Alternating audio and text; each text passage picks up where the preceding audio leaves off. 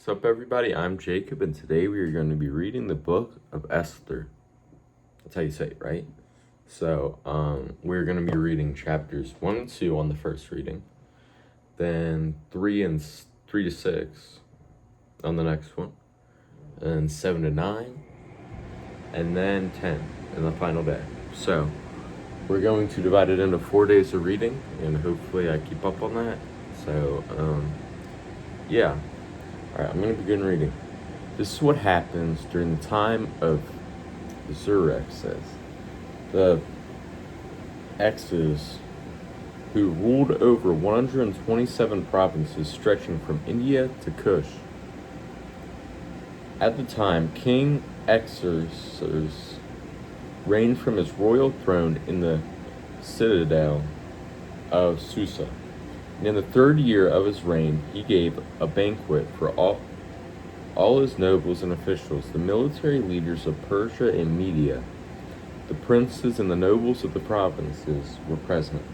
For a full 180 days, he displayed the vast wealth of his kingdom and the splendor and glory of his majesty. When these days were over, the king gave a banquet lasting 7 days in the enclosed garden of the king's palace, for all the people from the least to the greatest who were in the citadel of Susa. The garden had hangings of wine, of white and blue linen. The garden had hangings of white and blue linen, fastened with cords, of white linen and purple material, with silver rings on marble pillars. There are couches of gold and silver on a mosaic pavement of marble, mother of pearl, and other costly stones. Wine was served in goblets of gold, each one different from the other, and the royal wine was abundant. In keeping with the king's liberty, by the king's command, each guest was allowed to drink in his own way. For the king instructed all the wine stewards to serve each man what he wished.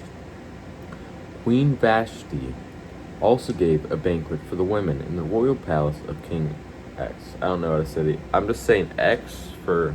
I'm going to say the word one more time, but I really can't say it, and I don't feel like butchering it every time, so I'm just going to say X for this. So it's King Xerxes. Ooh. That might be it. King Xerxes. On the 7th day, when King Xerxes was in high spirits from wine, he commanded the 7 eunuchs who served him, Mehuman, Biztha, Harbona, Bigtha, Abagtha, Zethar, and Carcass, to bring before him Queen Vashti, wearing his royal crown in order to display her beauty to the people and nobles, for she was lovely to look at. But when the attendants delivered the king's command, Queen Vashti refused to come. Then the king became furious and burned with anger. Since it was customary for the king to consult experts in matters of law and justice, he stood with the wise men who understood the times and were closest to the king: Karshna, Shestar, Admatha, Tarshish, Meres, Marsena, and Memucan, 7 nobles of Persia and Media, who had special access to the king and were highest in the kingdom. According to law, what must be done to Queen Vashti? He asked. She has not obeyed the command of King Xerxes that the eunuchs have taken to her. Then Memucan replied in the presence of the king and the nobles, Queen Vashti has done wrong, not only against the king, but also against all the nobles and the people of all the provinces of King Xerxes. For the queen's conduct will become known to all the women, and so they will despise their husband and say, King Xerxes commanded Queen Vashti to be brought before him. But she would not come. This very day in the Persia and Median women about the queen's conduct will respond to all the king's nobles in the same way. There will be no end of disrespect and discord. Therefore, if it pleases the king, let him issue a royal decree, and let it be written in the laws of Persia and Media, which cannot be repealed, that Vashti is never again to enter the presence of King Xerxes. Also, let the king give her royal position to someone else who is better than she. Then, when the king's edict is proclaimed throughout all his kingdom realm, all the women will respect their husbands, from the least to the greatest. The king and his nobles were pleased with this advice. So the king did as Memucan proposed.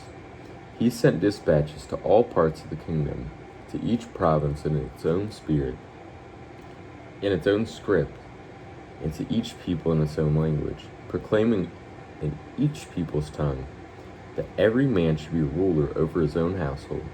Esther made queen. Later, when the anger of King Xerxes had subsided, he remembered Vashti and what she had done, and what he had decreed about her. Then the king's personal attendants proposed, let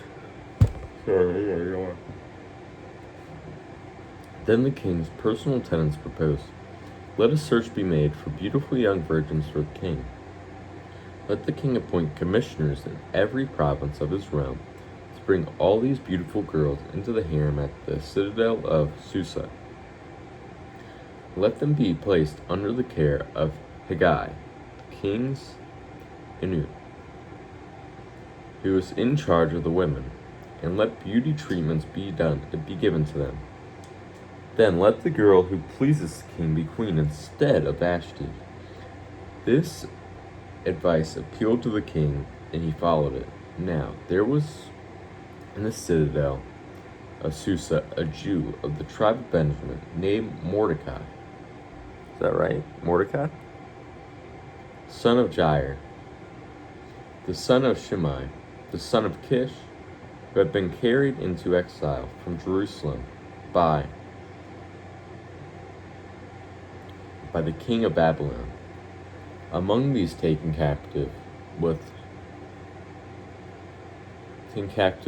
Jehoiakim, king of Judah, Mordecai had a cousin named Hadassah, who he had brought up because she had neither father nor mother. This girl, who also known as Esther, was lovely in form and features, and Mordecai had taken her as his own daughter when her father and mother died. When the king's order and edict had been proclaimed, many girls were brought to the citadel of Susa and put under the care of Haggai. Esther also was taken in the king's place and entrusted to Haggai, who had charge of the harem. The girl pleased him and won his favor. Immediately he provided her with her beauty treatments and special food. He assigned to her 7 maids selected from the king's palace, and moved her and her maids into the best place in the harem. Esther had not revealed her nationality and family background, because Mordecai had forbidden her to do so. Every day he walked back and forth near the country yard of the harem to find out how Esther was, and what had happened to her, and what was happening to her.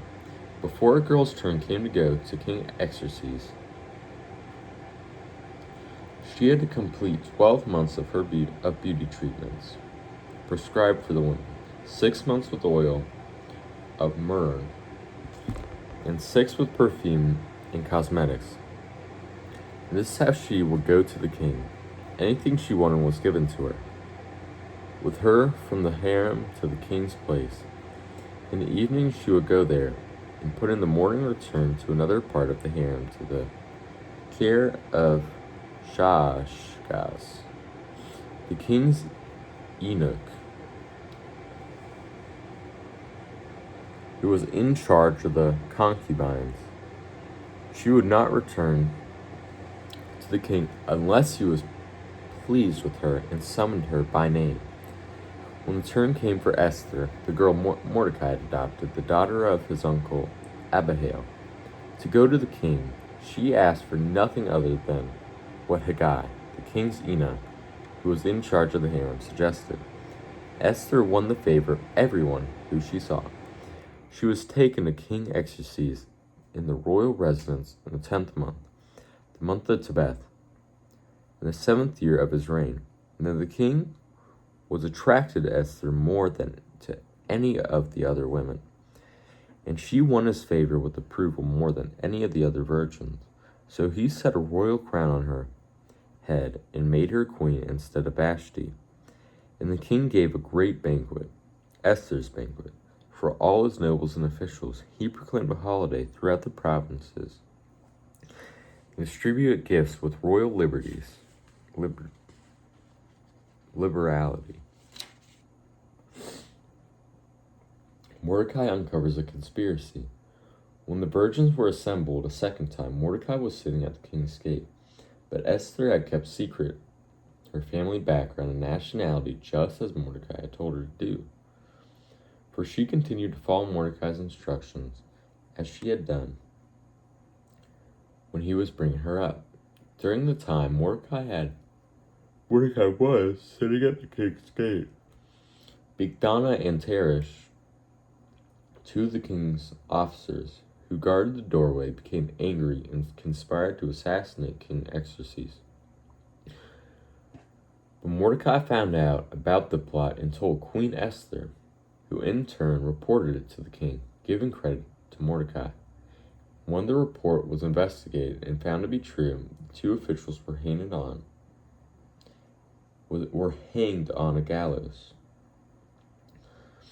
All this was recorded in the book of the Annals in the presence of the king. So Mordecai is probably going to have some good favor now with the king, and Esther is going to be rewarded probably. This is just guess for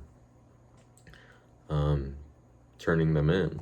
So this is just the introduction of the story and Esther's selection. Still 8 more chapters in the book, so I hope to see you guys tomorrow. And have a good day and live a godly life. Bye.